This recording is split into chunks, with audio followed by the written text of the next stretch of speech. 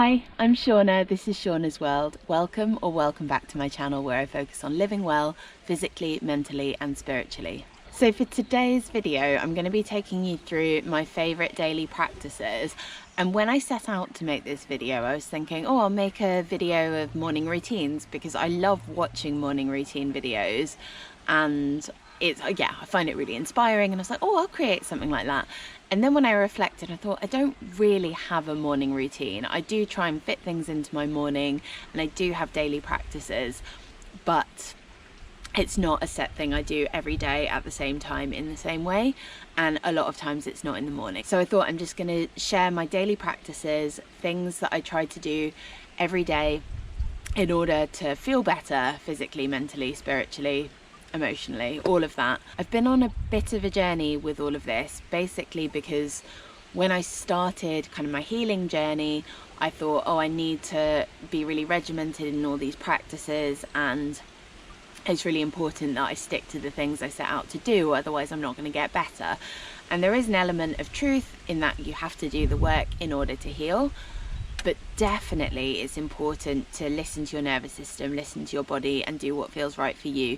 And now if I miss my practices, if I don't do everything I want to do in a day, I don't let it ruin my day. I think, that was the best I could do with the tools and time and knowledge I had at the time, and that's okay. So generally I try to do as much of this as possible, but I don't do all of it every day. And I think it's totally healthy to, if you do develop daily practices, to just give yourself a bit of grace if you don't have the time or space to do everything. So without further ado, I will share my top 5 daily practices.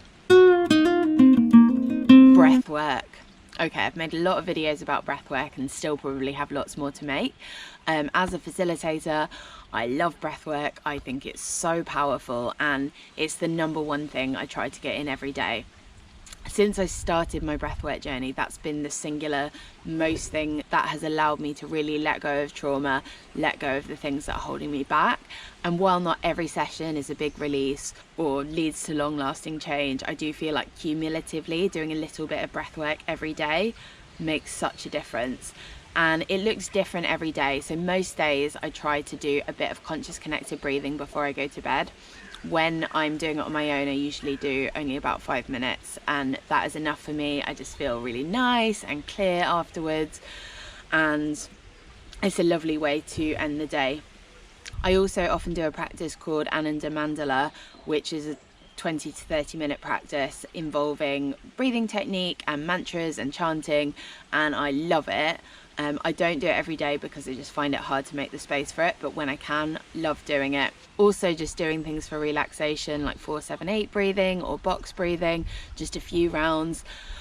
So every day looks different with breathwork, but breathwork will almost always be a part of my day. If you're new to breathwork and you haven't done a lot of it, do reach out. I'd love to share more of what I do with you. And I have lots of videos, and I also run sessions in person in Southwest London and online. So do get in touch if you want to know more. Breathwork has such a profound impact on stress and anxiety, and also physically in our bodies, how we feel in our bodies, how we hold on to tension.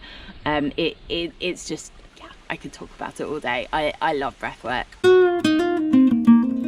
Another thing I do almost every day is meditation, which is, very tied in with breath work. It's about watching and observing the breath rather than actively trying to change it. But I really relish the time that I meditate. Particularly love doing it in nature. So this beautiful space I'm in now, I'm going to do quite a lot of meditation while I'm here. But I guess it's hard to say what meditation gives me, but it makes me feel less cluttered. It makes me feel like I have more time in my day. Even though I'm putting time aside to meditate, just making time every day means I just feel more spacious, less stressed and cluttered, and feeling like, I've got too much to do. Usually in my daily practice, I will meditate for between 10 and 20 minutes. And then usually I'll meditate longer if I'm meditating with other people, because I love being in the energy of other people to meditate. But 10 to 20 minutes, I just use an app with a gong at the beginning and at the end, so I know when the time is. But there's also lots of guided meditations if there's something that you're interested in. I use the Headspace app. I absolutely love it, and I do sometimes still do guided meditations, but mostly I just do sitting in silence and watching my breath. Another practice I absolutely swear by is journaling. I think we all think so much, and over the last couple of years I've realised what a difference writing down those thoughts makes. And I used to think, when I was walking around thinking all the time, that I was processing things, but actually I was just ruminating and going over things. So I find when I write things down, it just helps to clear my mind, give me focus on what is present for me, and bring things to the surface as well. So my favourite form of journaling is called morning pages, which is where you just write and write and write, stream of consciousness, whatever comes to mind, for 3 full pages.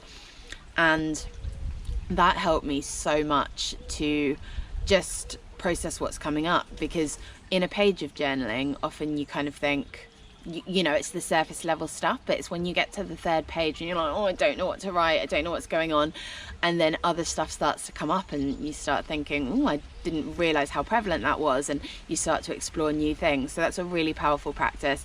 And I also like doing things like gratitude journaling and just writing down goals, thoughts, like anything that I need to get off of my chest and onto paper. For me, journaling is hard to get in every single day. I went through a phase when I first started, probably the first 4 months of me seriously journaling. I got up every morning an hour earlier than I needed to and just wrote and wrote and wrote, and I found that really hard to stick to. So now I just sort of do what I can, and I struggle to do morning pages every day, because to really get what I need out of it, I need a good 45 minutes or an hour to really write down everything that's on my mind. It just takes me a while, but I do try and write down 5 to 10 things I'm grateful for every day, and usually they're really small things, but sometimes it's huge things, and it's a really nice practice to write down what you're grateful for, and something I love about journaling. Another thing that's really important to me in my daily practice is connecting with nature. I love being in nature, and I think as humans we are inherently connected to nature. We are not separate from nature. We are animals. We have evolved in very different ways, and we have been conditioned by the society we live in. But it's so normal that when you are kind of feeling in the wild, it feels good. And there are actually studies that have been done that show that time in nature lowers our blood pressure, lowers our cortisol, which is the stress hormone, and it's just super powerful for us. So I'm really lucky in where I live. I'm not at home at the moment, but I live on a boat, and it means I've got a park right opposite me. So if I'm leaving the boat, you know, I'll always walk through the park and notice things, or walk along the river and try and notice plants and just connect emotionally to them or connect spiritually to them. And on days when I don't leave the boat, which isn't that often, but if I'm sick or if I have a lot of work to do and I don't get a break, I just make sure I stand on my back deck for a while and just notice things on the river, connect with the geese and the ducks, connect with the trees I can see, look at the water in the river, and just yeah, it's so important to me to have that connection. And I spent 5 years living in a flat in a very concrete part of London that didn't have a huge amount of green space, and I can't tell you how much my well-being was affected by that, and just in really slow, subtle ways that I didn't even realise it. But now that I'm around nature so much of the time, I'm just in a much better place, and I'm a much better person. I think it's integral to the soul.